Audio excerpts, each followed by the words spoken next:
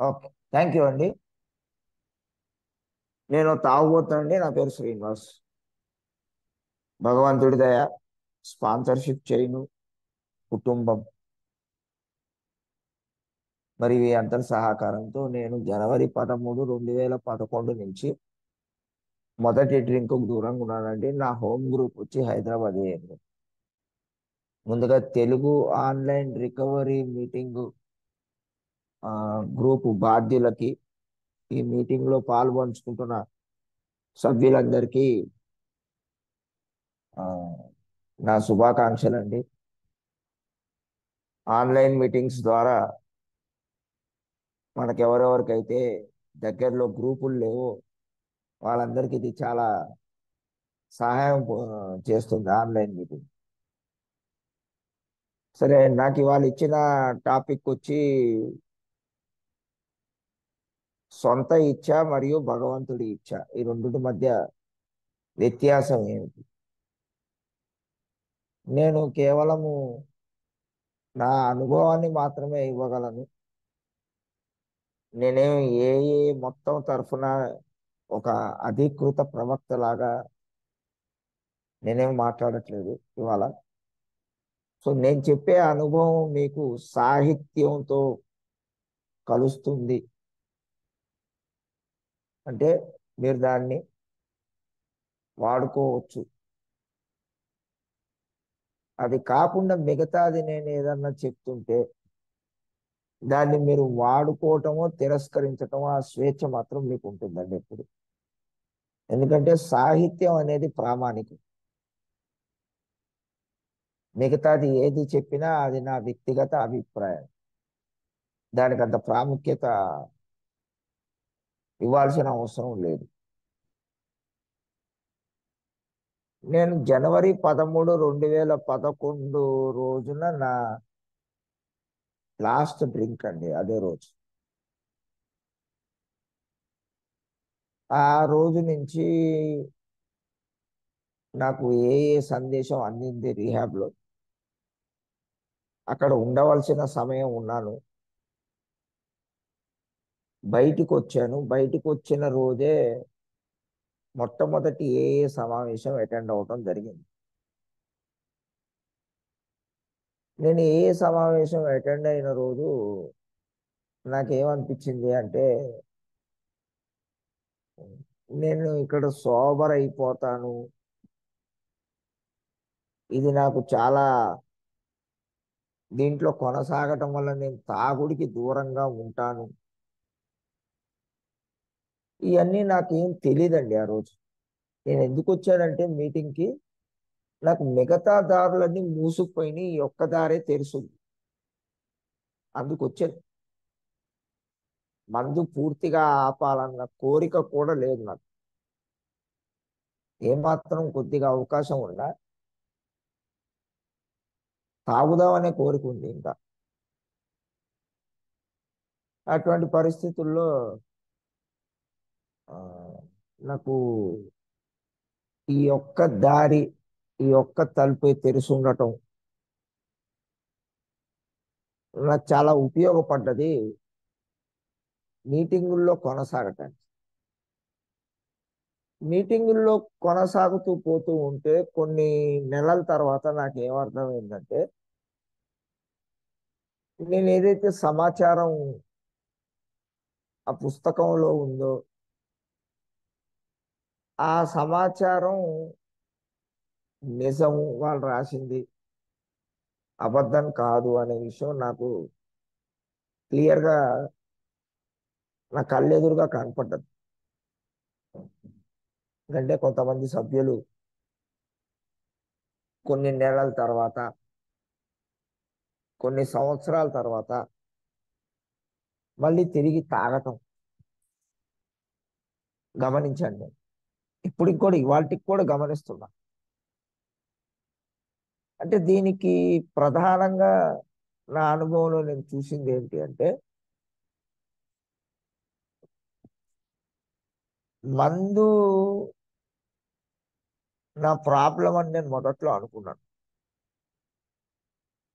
కానీ నా అనుభవంలో నేనేం నేర్చుకున్నానంటే మందు లోపలికి తీసుకున్న తర్వాత అది ప్రాబ్లం చేస్తుంది, కానీ తీసుకోవటానికి ముందు మాత్రం నా సొంత ఇచ్చ నాకు చాలా ప్రాబ్లం చేస్తుందని గమనించాను నేను. ఎందుకంటే ఏఏకి వచ్చిన కొత్తల్లో నాకు ఉద్యోగం లేదు, డబ్బులు లేవు, అప్పులు ఉన్నాయి. వీటన్నిటినీ వీటి వెనకాల పరిగెత్తటం మొదలు పెట్టాను నేను. అదే ముందు అప్పులు క్లియర్ చేసేయాలి.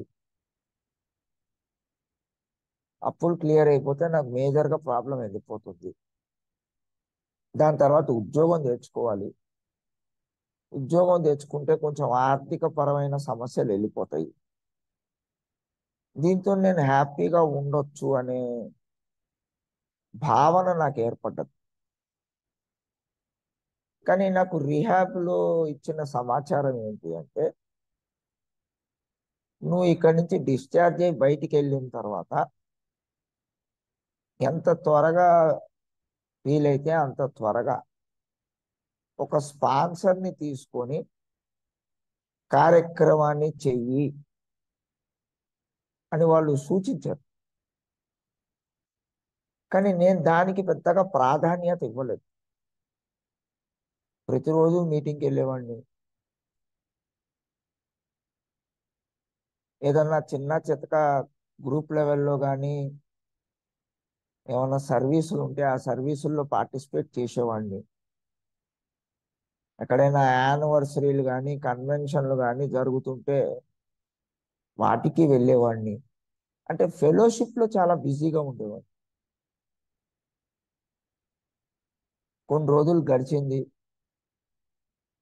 ఉద్యోగం వచ్చింది. ఇంతలో అప్పులు తీరిపోయినాయి. అమ్మయ్య ఇంకా జీవితం బాగుంటది అని అనుకున్నా. కానీ రోజులు గడిచే కొద్దీ నేను తాగే రోజుల్లో కన్నా కూడా తాగుడు లేకుండా విపరీతంగా ఇబ్బంది పడుతున్నాను ఆ రోజువారీ జీవితంలో. ఎందుకంటే నేను ఏఏలో మీ అందరితో బాగానే ఉంటా, మిమ్మల్ని అందరినీ చక్కగా పేరుతో పలకరిస్తాను. బాగున్నారా బాగలేదా మిమ్మల్ని కనుక్కుంటాను. నా మొహం మీద కాస్త చిరునవ్వు ఉంటుంది. కాస్త సంతోషంగా గడుపుతా మీతో ఉన్నంతసేపు. అలాగే ఉద్యోగం దగ్గర నా తోటి ఉద్యోగస్తులతో, నా కింద పనిచేసే వాళ్ళతో,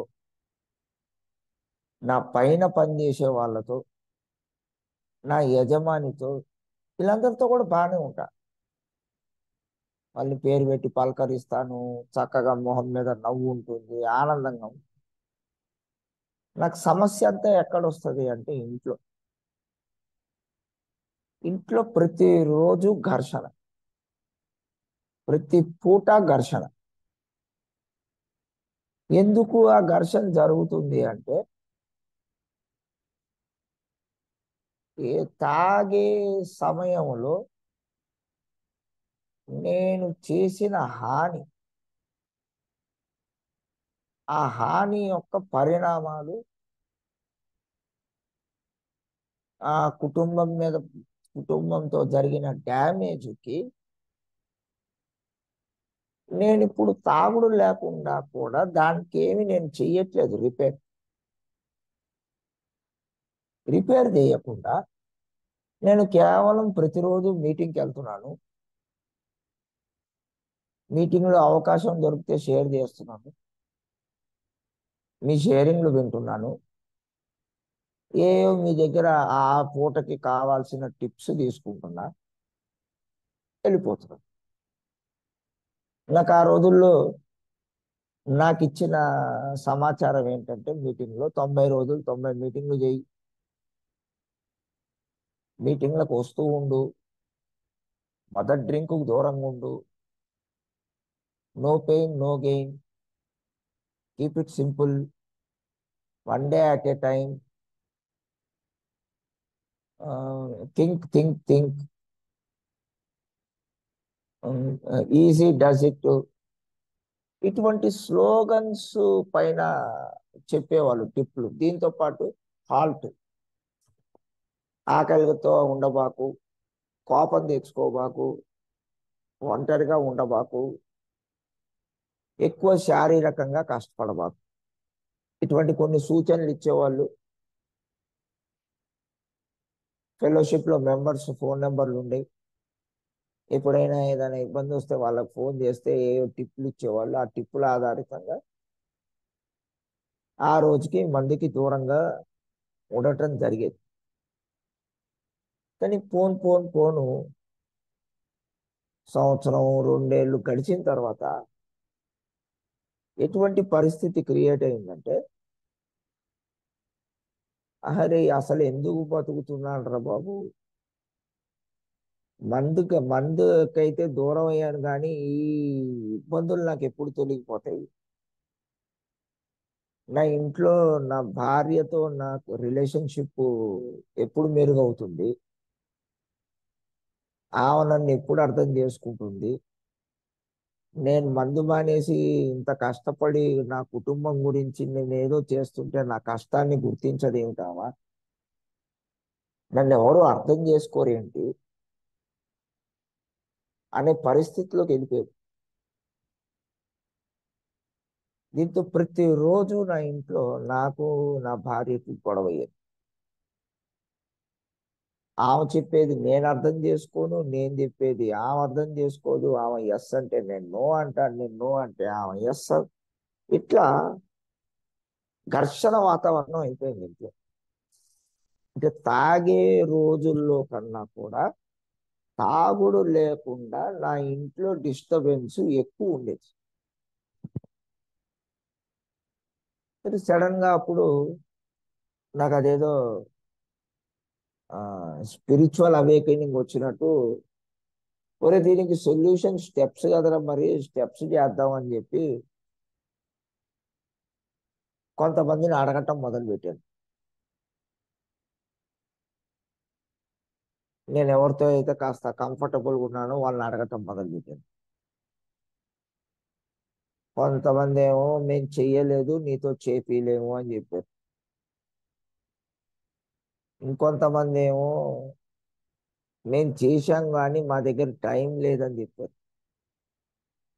ఒక వ్యక్తి ఏమో సరే నీతో చేయిస్తా అన్నాడు. చేయిస్తా అన్నాడు, అమ్మయ్య ఇంకా నాకు సొల్యూషన్ దొరికినట్టే అని చెప్పి ఆయన ఎమ్మడబట్టం మొదలు పెట్టాను. ఏం చేయాలో చెప్పండి, ఏం చేయాలో చెప్పండి. ఆయనేమో నేను కొంచెం బిజీగా ఉన్నా, ఒక వారం తర్వాత చేద్దాం, ఒక వారం తర్వాత చేద్దాం. ఇది ఒక 6 నెలలు వెళ్ళిపోయింది. ఈ పీరియడ్ లో ఎలా అయిపోయిందంటే నా జీవితం ప్రతిరోజు లెగవటం చికాకు, అసహనం, అసంతృప్తితో లేచిపోయేవాడిని. ఏదో భారంగా ఉండేది జీవితం. అసలు బతికుండటం దండగేమో అనిపించేది ఒక్కొక్క రోజు. చచ్చిపోతే బాగుండునేమో అనిపించేది. చచ్చిపోవడానికి మార్గాలు ఎతుక్కునేవాడిని. ఎట్లా చచ్చిపోతాం, బిల్డింగ్ పై నుంచి దూకుతావా, ట్రైన్ కింద తలకాయ పెడతావా, కిరోసిన్ మీద వేసుకొని తగలెట్టుకున్నావా, ఎలక్ట్రిక్ ట్రాన్స్ఫార్మర్ పట్టుకున్నావా, నీళ్ళల్లోకి దూకుతావా, ఇటువంటి ఆలోచనలు వచ్చాయి.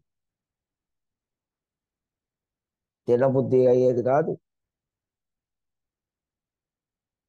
పడుకుంటే నిద్ర వచ్చేది కాదు, లెగవటం అనేది చాలా భారంగా లేచేవాడిని. ఎంత తొందరగా వీలైతే అంత తొందరగా ఇంట్లోంచి బయటికి వెళ్ళిపోవాలా, ఎంత లేటుగా వీలైతే అంత లేటుగా ఇంట్లోకి రావాలా. అంటే ఇల్లు నాకు ఒక లాడ్జ్ లాగా తయారైంది. వాళ్ళతో ఏది మాట్లాడేవాడిని కాదు, ఏది షేర్ చేసుకునేవాడిని కాదు. నన్ను ఎవరైనా పలకరిస్తే కసురుకునేవాడు. ఇది పరిస్థితి. ఎప్పుడు చూసినా కోపం, అసంతృప్తి, చికాకు. నెల నెల డబ్బులు వస్తున్నాయి, బాగానే ఉంది, జీవితం వెళ్ళిపోతుంది, కానీ ఈ కష్టాలు ఎలా తొలగిపోతాయో తెలియదు. ఇటువంటి పరిస్థితుల్లో నా స్పాన్సర్ నాకు ఒకరోజు ఫోన్ చేయడం జరిగింది. ఇప్పుడు నేను ఎవరితో అయితే చేస్తున్నానో కార్యక్రమాన్ని, ఆయన నాకు ఫోన్ చేయడం జరిగింది. కలిసి ప్రోగ్రాం చేద్దామా, చేద్దామండి అని. ఆయన ఏం చెప్తే అది చేశా. పుస్తకం చదవమన్నాడు, చదివాను. మొదటి సోపానానికి ఇది చెయ్యి అన్నాడు, చేశాను. రెండో సోపానానికి ఇది చదువు అన్నాడు, చేశాను. మూడో సోపానానికి ఇది చదువు, చేశాను. నాలుగో సోపానం రాయమన్నాడు, 5 వినిపించాను. 6 ఏం చేయాలో చెప్పాడు, 7 ఏం చేయాలో చెప్పాడు, 8 ఏం చేయాలో చెప్పాడు, 9 ఏం చేయాలో చెప్పాడు, 10, 11, 12, దాని తర్వాత సాంప్రదాయాలు. ఈ మధ్యలో స్పాన్సర్ని తీసుకోమన్నాడు. చెప్పింది చెప్పినట్టు చేసిన అన్ని రోజులు నాకు ఎక్కడా ఇబ్బంది రాలేదు. ఎట్టి పరిస్థితిలో స్మూత్ గా వెళ్ళిపోయిన రోజు. అదే భార్య, అదే ఇల్లు, అదే పరిస్థితులు, కానీ ఆ జీవన విధానం మారిపోయింది. ఎలా మారిపోయింది, ఎందుకు మారింది నాకు ఇప్పటికీ తెలియదు. కానీ ఎప్పుడైతే మళ్ళీ నేను నా సెల్ఫ్ విల్తో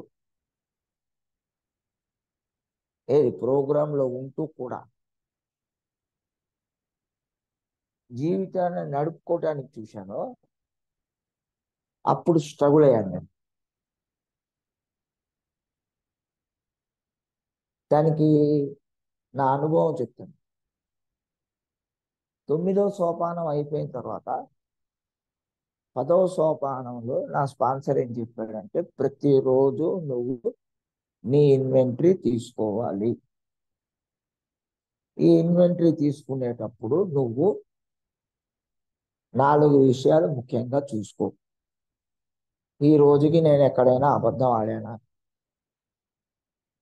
ఈ రోజుకి నేను ఎవరితో పట్ల అయినా క్రోధంతో ఉన్నానా, ఈ రోజు నాకు ఎక్కడైనా భయం వేసిందా, ఈ రోజుకి నేను ఎవరి పట్ల అయినా స్వార్థంతో ప్రవర్తించాను.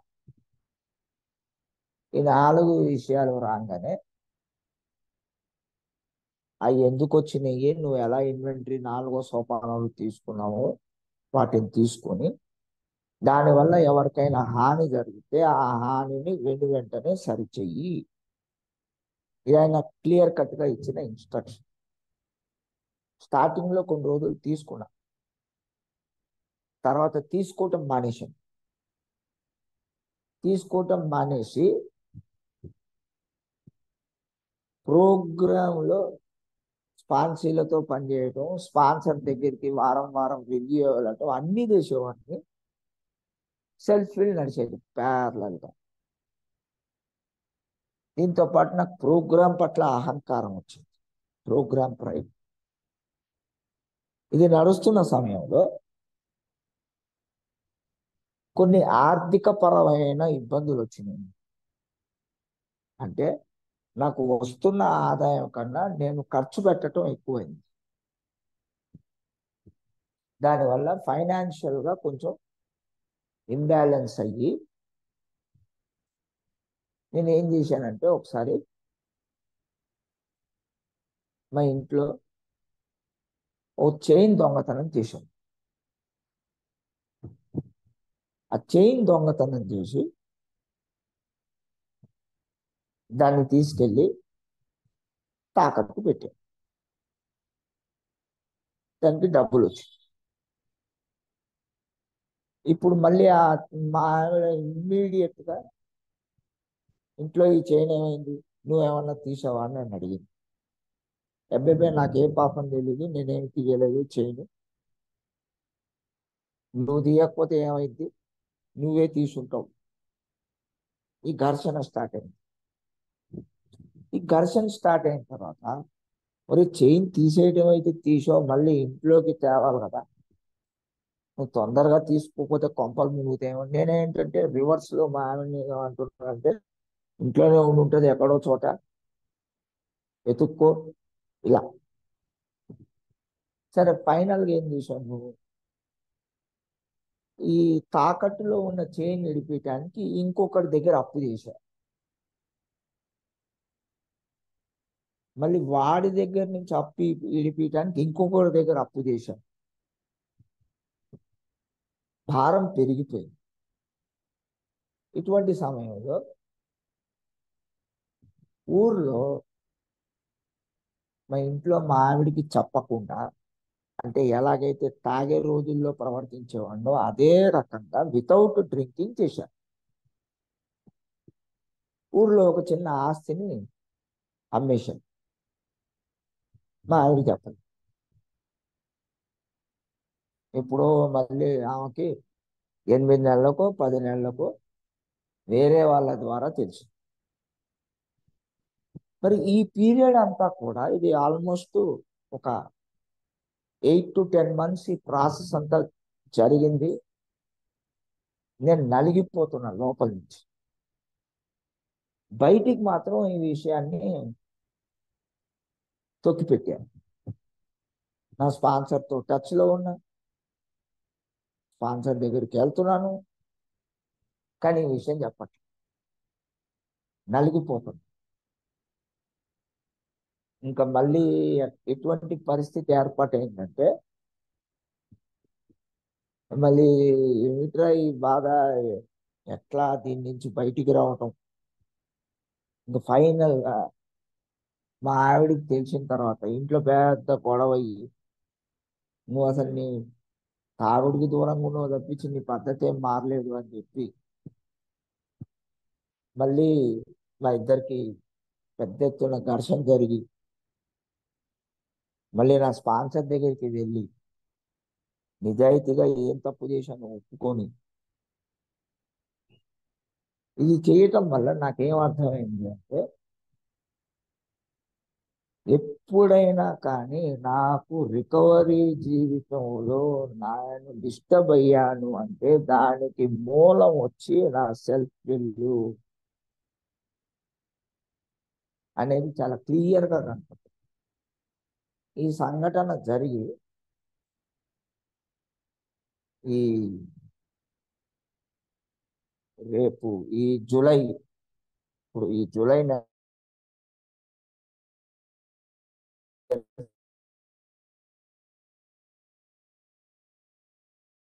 దొంగతనం చేశాను. 2017లో ఇష్యూ సార్ట్ అయిపోయింది. అంటే 1 year నలిగి, అంటే 7 years గా. గాడ్స్ విల్ అంటే ఏంటి నా అనుభవం ఇప్పుడు చెప్తాను.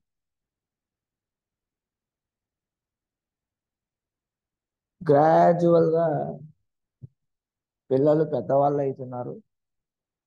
ఇంట్లో మరి మా ఆవిడేమో నువ్వేమో తాగి అంత పోగొట్టు, మరి పిల్లలకి పెళ్ళిళ్ళు ఎట్లా చేస్తావు. సరే పెళ్ళిళ్ళు సంగతి తర్వాత, ముందు వాళ్ళకి చదువుకి ఎట్లా. మన దగ్గరేమో ₹1 సేవింగ్ లేదు, అప్పు అయితే లేదు కానీ సేవింగ్ లేదు. మరి జీవితం ఎట్లా పోతుంది ముందుకి. ఈ రకమైన ఒత్తిడికి లోనయ్యాను. కరెక్ట్ గా 2020, అంటే ఒక 3 ఏళ్ళు పోయిన తర్వాత, అప్పటికి మా పెద్ద అమ్మాయికి ఇంటర్మీడియట్ ఫస్ట్ ఇయర్ అవుతుంది 2020లో. ఓ ఎస్కోట పోయి వెనక్కి వచ్చాను. నాకు ఫోన్ కాల్ వచ్చింది. నాకు ఫోన్ కాల్ వచ్చి నాకు ఒక ఉద్యోగం ఆఫర్ వచ్చింది.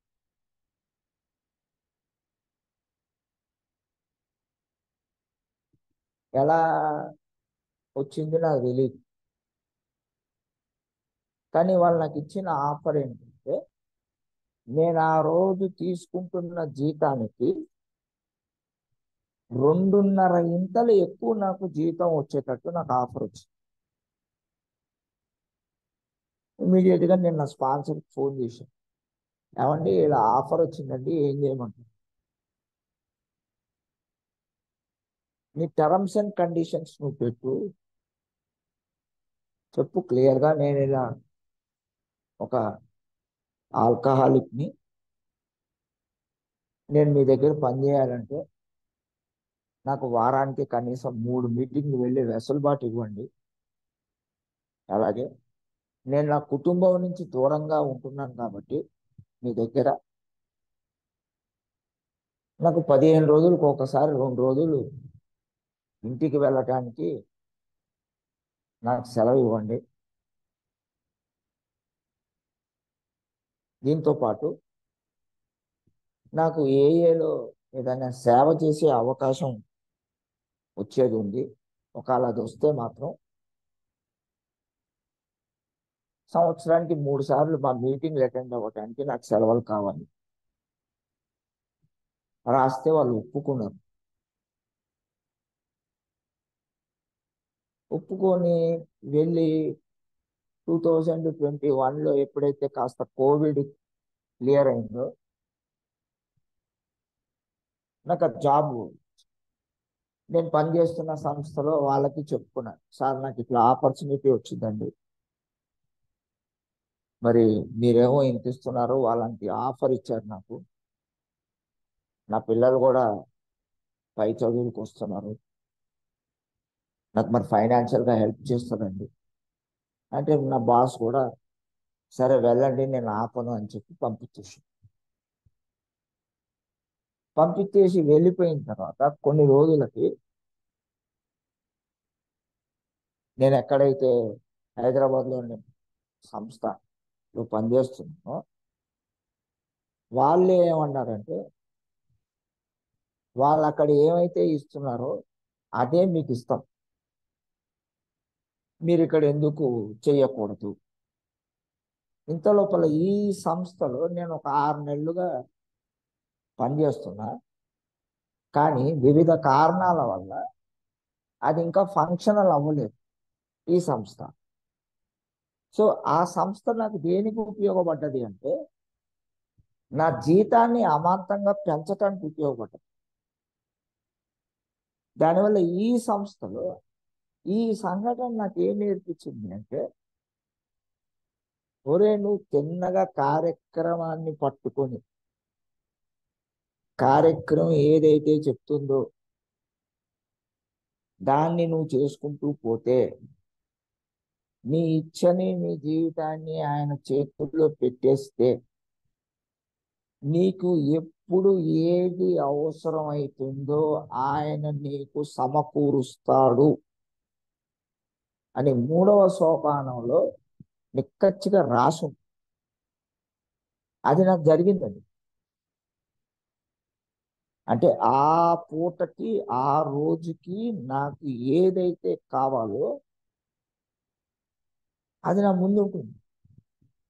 దానికోసం నేను పెద్దగా విపరీతంగా స్ట్రగుల్ అవ్వాల్సిన పని అవ్వట్లేదు. నేను తలకాయ బద్దలు కొట్టుకోవట్లేదు, టెన్షన్ తీసుకోవట్లేదు. Is providing. ఈ ఇలా ఇంత స్మూత్ గా లైఫ్ వెళ్ళిపోతుంది. ఇవాళ ఇబ్బందులు లేవా అంటే ఉన్నాయి, సమస్యలు లేవా అంటే ఉన్నాయి. కానీ నా విల్లుని నేను నడపనంత కాలం, అంటే తేడా ఏంటంటే, నేను చేయాల్సిన పనిని చేసి ఆ చేసిన పనికి నేను ప్రతిఫలము లేదా దానికి నేను ఏమన్నా టర్మ్స్ అండ్ కండిషన్స్ పెట్టుకోనంత కాలం ఆ పనికి నాకు ఏమి ఇవ్వాలి, నాకు ఏమి ప్రొవైడ్ చెయ్యాలి, ఎలా ప్రొవైడ్ చెయ్యాలి, భగవంతుడి చేతుల్లో ఉన్నాను. నేను ఇవాళ అది నిక్కచ్చిగా నమ్ముతాను. ఎందుకంటే ఏ మాత్రం మందు ఆపాలనే కోరిక పూర్తిగా నిజాయితీగా లేని వ్యక్తిని 13.5 సంవత్సరాల పైన ఇవాళ నేను సోబర్గా ఉండటం దీనికి పెద్ద నిదర్శనం. 13.5 సంవత్సరాల క్రితం నేను ఏఏలోకి వచ్చినప్పుడు నా పరిస్థితి ఏంటంటే 36.5 సంవత్సరాల వయసు, ఉద్యోగం లేదు, డబ్బులు లేవు, బ్యాంకులో ₹1 డబ్బు లేదు, సున్నా. దీనికి తోడు అప్పులు. అటువంటిది పోయి ఇవాళ 13.5 ఏళ్ల జీవితం, సోబర్ జీవితంతో పాటు ఇవాళ నాకు రూపాయి అప్పు లేదు. పిల్లలు ఇద్దరు, పెద్ద అమ్మాయి ఏమో వచ్చి ఇంజనీరింగ్ 4th ఇయర్ చదువుతుంది, దానికి ఇబ్బంది లేకుండా దాని ఫీజులు వెళ్ళిపోతున్నాయి. రెండో అమ్మాయి ఏమో ఇంటర్మీడియట్ అయిపోయి మొన్నే దానికి అది కష్టపడి చదువుకొని దానికి ఐఐటిలో సీట్ వచ్చింది, దానికి ఫీజు కట్టడానికి డబ్బులు ఉంది. అంటే వాళ్ళ జీవితాలకి నేను ఏదైతే ప్రొవైడ్ చేయాలో అది ప్రొవైడ్ చేసేటట్టు భగవంతుడు నాకు అవకాశం. మళ్ళీ దీంట్లో ఉన్న పెద్ద ట్విస్ట్ ఏంటంటే లాస్ట్ 2.5 yearsగా నేను ఏదైతే సంస్థలో పనిచేస్తున్నానో ఆ సంస్థ మూతపట్టదు. 2022 మార్చి నుంచి ఈ 2.5 ఏళ్లుగా ఆ సంస్థలో వాళ్ళందరినీ పీకేశారు, నన్ను ఒక్కడిని అట్టు పెట్టారు. దీనికి తోడు అడిషనల్గా నాకు సగం జీతం ఇస్తున్నారు. 3, ఆ ఇచ్చే సగం జీతంలో కూడా వాళ్ళు నాకు ఓ 2.5 లక్షల రూపాయలు ఇంకా ఇవ్వాల్సింది ఉంది, ఏరియర్స్. ఇటువంటి పొజిషన్లో తీసుకొచ్చిన దేవుడు పెడతాడని నేను కళ్ళలో కూడా ఊహించలేదు. అంటే నేను తిన్నగా నా ప్రోగ్రామ్ని నేను సాధన చేస్తూ నేను ఆయన పైన ఆధారపడితే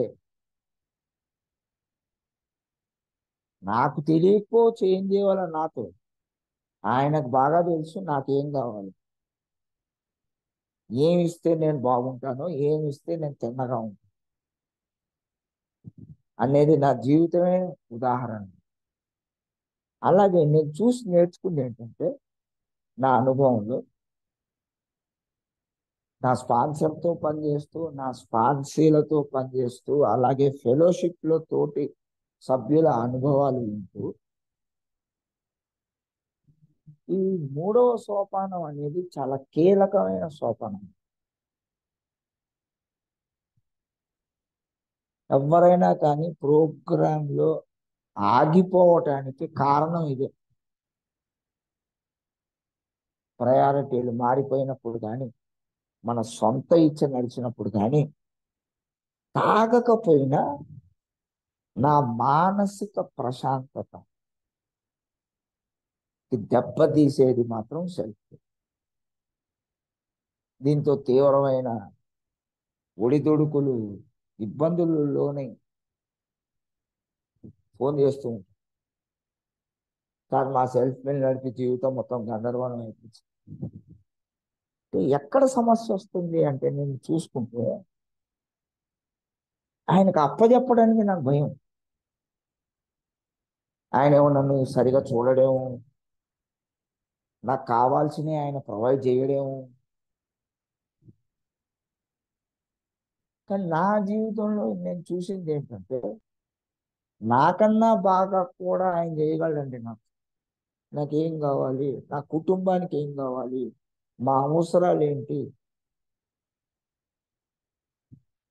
అనేది ఆయన డిజైన్ లో నేను ఉన్నంత కాలం, ఆయన గొడుగు కింద నేను ఉన్నంత కాలం, దానికి మించిన రక్షణ ఇంకొకటి లేదు అని నా అనుభవం ద్వారా నేను నేర్చుకున్నాను.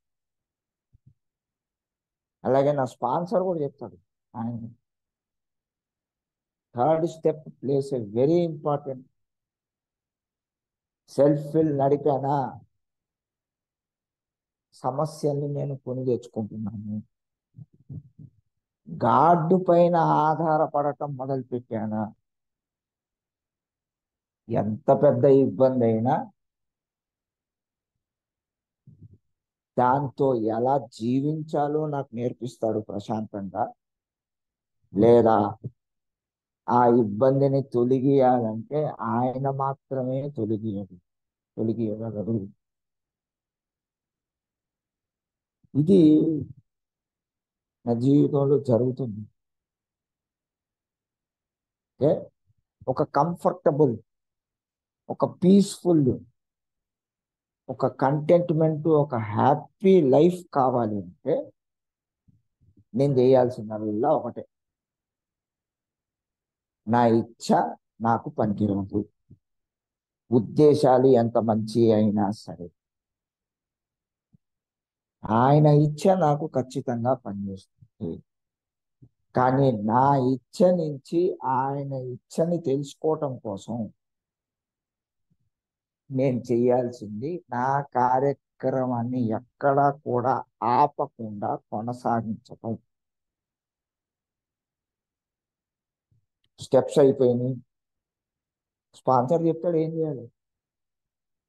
ట్రెడిషన్స్ చేయటం అయిపోయింది. స్పాన్సర్ చెప్తాడు ఏం చేయాలి. ఇవాళ నేను నా కార్యక్రమాన్ని ఎలా సాధన చేయాలి, దానికి క్లియర్ కట్ గా నాకు గైడెన్స్ ఉంది నా స్పాన్సర్ నుంచి. స్పాన్సర్లు ఉన్నారు నేను పని చేయడానికి. ఈ రెండుటి మధ్యలో నేను సేఫ్. ఈ రెండిట్లో ఏ భాగం మిస్ అయినా కానీ ఆ వెలతిగానే ఉంటుంది. ఈ రెండు పరిపూర్ణంగా కొనసాగుతున్నంత కాలం ఒక్క మొదటి డ్రింక్ నుంచి రక్షణే కాకుండా ఆనందంగా, సంతోషంగా, ప్రశాంతంగా జీవితాన్ని ఎలా గడపొచ్చు అనేది నాకు కనపడుతుంది చాలా క్లియర్ కట్గా. ఇది నా అనుభవం అండి. తెలుగు ఆన్లైన్ రికవరీ మీటింగ్ వాళ్ళు నాకు ఈ అవకాశం ఇచ్చినందుకు గ్రూపు బాధ్యులకి, అలాగే విన్న మీకు అందరికీ కూడా కృతజ్ఞతలు తెలియజేసుకుంటూ నా షేరింగ్ని ఇక్కడితో ముగిస్తున్నాను. Thank you.